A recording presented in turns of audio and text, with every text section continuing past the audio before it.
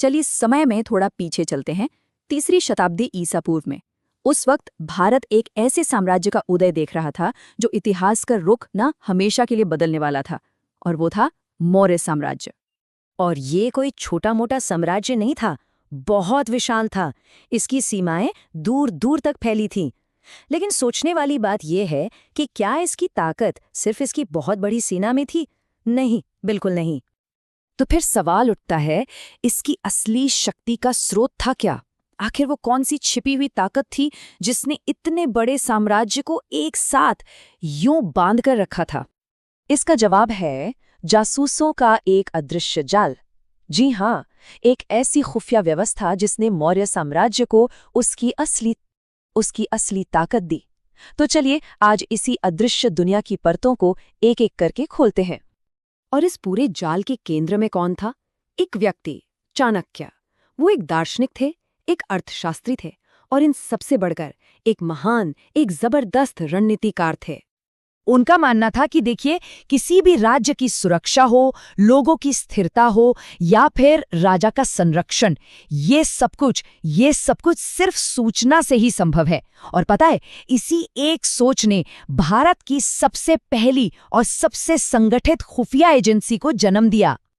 तो सवाल ये है कि आखिर ये लोग थे कौन जो इस पूरे साम्राज्य के आंख और कान बने हुए थे? चलिए देखते हैं कि चाणक्य का ये खुफिया तंत्र काम कैसे करता था। तो देखिए, मौर्य साम्राज्य में ना मोटे तौर पर 2 तरह के जासूस थे। पहले थे स्थायी जासूस। ये कौन थे? ये वो लोग थे जो एक ही जगह रहकर आम नागरिकों के बीच घुल मिलकर जानकारी इकट्ठा करते थे। और फिर दूसरे थे चल जासूस। जैसा नाम से ही जाहिर है, ये सीमाओं के पार दुश्मन राज्यों तक सफर करके जरूरी खबरें लेकर आते थे। लेकिन सबसे दिलचस्प बात जानते क्या है?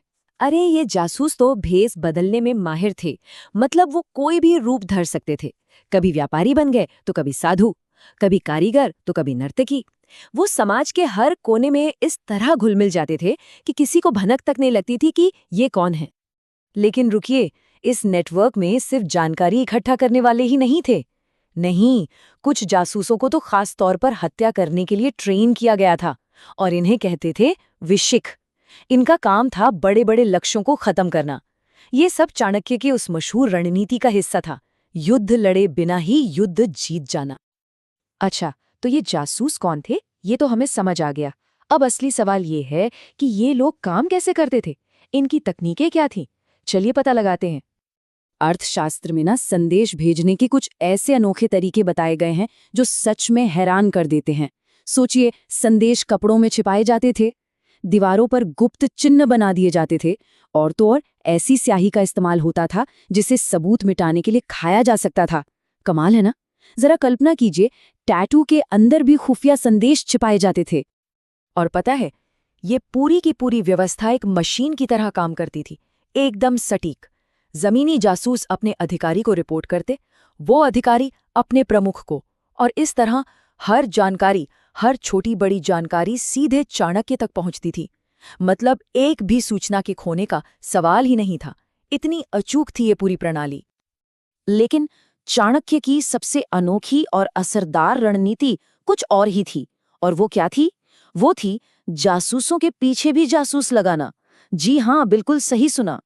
और इस रणनीति का एक बहुत बड़ा हिस्सा थे द्वैधचर, यानी कि डबल एजेंट्स। ये वो जासूस थे जो दुश्मन का भरोसा जीतते थे। ऐसा दिखावा करते थे कि वो उनके लिए काम कर रहे हैं, लेकिन असल में उनकी वफादारी हमेशा हमेशा मौर्य साम्राज्य के साथ होती थी। ये दुश्मन की योजनाओं को अंदर ही अंदर से खोखला कर देते थे। अब ये सोचना गलत होगा कि ये खुफिया तंत्र सिर्फ बाहरी दुश्मनों पर नजर रखने के लिए था। नहीं, चाणक्य का ध्यान साम्राज्य के अंदर की स्थिरता पर भी उतना ही, बल्कि शायद उससे भी ज्यादा था। उनके जासूसों की नजर हर जगह थी, हर जगह। वो भ्रष्ट अधिकारियों पर नजर रखते थे ताकि भ्रष्टाचार को जड़ से उखाड़ा जा सके। वो सेना में वफादारी की जांच करते थे ताकि कोई विद्रोह की हिम्मत भी न कर सके। अरे, यहाँ तक कि वो व्यापारियों की गतिविधियों और आम जनता के बीच फैल रही अफवाहों पर भी पैनी नजर रखते थे। क्योंकि जैसा कि चाणक्य का मानना था, राज्य के शत्रु बाहर नहीं बल्कि घर के अंदर ही पैदा होते हैं। और इसीलिए आंतरिक सुरक्षा उनके लिए सबसे ज्यादा जरूरी थी, सबसे अहम। तो सवाल फिर वही है, आखिर ये खुफिया तंत्र इतना सफल हुआ कैसे? ऐसी क्या वजह थी कि ये हजारों साल बाद भी एक मिसाल बना हुआ है? देखिए, इसकी सफलता के पीछे कई वजहें थीं। पहली बात, कोई भी सूचना बिना जांच पड़ताल के मानी ही नहीं जाती थी। दूसरा, हर जासूस पर भी नजर रखी जाती थी ताकि कोई धोखा न दे सके। एक पूरा सिस्टम था।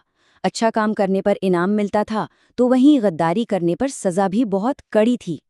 और इन सबसे ऊपर चाणक्य खुद मनोविज्ञान का इस्तेमाल करके जासूसों को ट्रेनिंग देते थे। और इस तंत्र का असर मौर्य साम्राज्य पर बहुत ही गहरा पड़ा। इसने न सिर्फ विद्रोहों और आक्रमणों को रोका, बल्कि भ्रष्टाचार कम करके अर्थव्यवस्था को भी मजबूत किया और अपराध घटाकर न्याय को ताकत दी।